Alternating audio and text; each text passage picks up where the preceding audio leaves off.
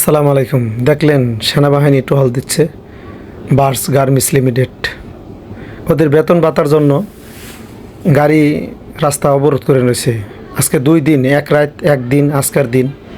তাড়াতাড়ি সরকার পক্ষ এই সমাধান করে আমাদের রুটটা ক্লিয়ার করে দিক। সমস্ত ড্রাইভারদের আকরণ আবেদন। আপনার এখানে কি মাল আছে? চাল। তা তো আপনার মাল নষ্ট হওয়ার মতন কিছু নাই। আপনি এখানে আসছেন কয়টায় কালকে? 3টার সময়। ও মোজার মেলা ছিলেন তখন? হ্যাঁ, সার রাইতে 1 কিলো রাস্তা আসছেন না। যাবেন কোথায় আপনি?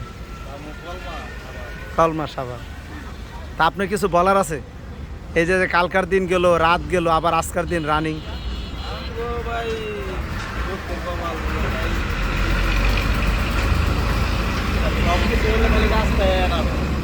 না, সরকার ইচ্ছা করলে তো 2 ঘন্টার ভিতরে রাস্তা ক্লিয়ার করে দিতে পারে।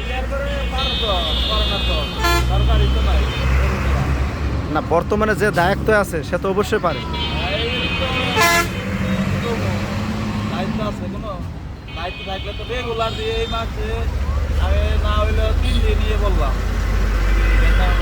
দেখেন, ড্রাইভাররা বলতেছে ওদের অনেক কষ্ট।